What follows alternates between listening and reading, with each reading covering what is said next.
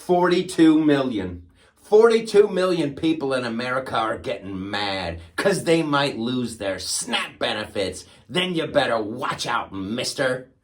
And you're like, ooh, watch out for what? Are you going to get so mad that you're going to jump up and get a job and then maybe pay for your own food? Hush. Hush your judgmental little face. We'll get to that. Right now, we got to shine the spotlight on Chuck Schumer, the guy who could end this whole SNAP fiasco like that. He could just pick up the phone. Chuck Schumer could just pick up the phone, call some of his Democrat buddies and go, listen, we got to get in here and vote, and we got to make sure these people have food. But he's not.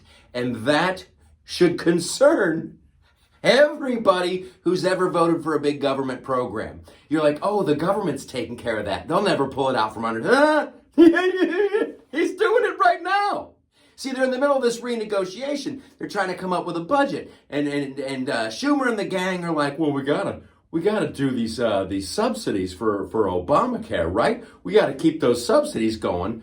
And then Trump and the gang are like, no, it was a temporary subsidy. We're not paying for that.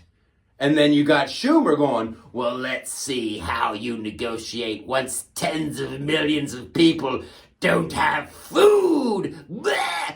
That got real dark real quick.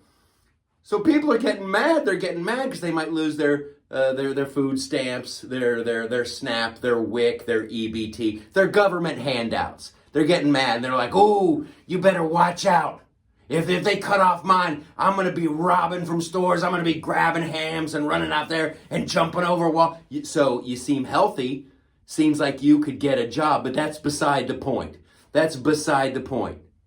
We don't want to pay for the temporary subsidies for people who aren't supposed to be here. We don't want to pay for anything for the people who aren't supposed to be here. If you look at the stats, it's almost like a bunch of people came in under the Biden administration, and a bunch of those people are getting SNAP benefits. I'm just saying it's a guess. It's a guess of mine. You got tens of millions of people doing one thing. It seems like tens of million people, they might get hungry and they might want food. So here's my idea. If someone is really in need, if someone is disabled and they cannot get, we have to make sure they get food. We have to take care of the needy, first and foremost. However, if there's a mailing address for these people who are getting SNAP benefits, perhaps Tom Holman and his buddies at ICE could go door to door and see if they still qualify or not. We'll just reboot the whole program. But we should go door to door and just see who it is asking for the benefits. There's an idea.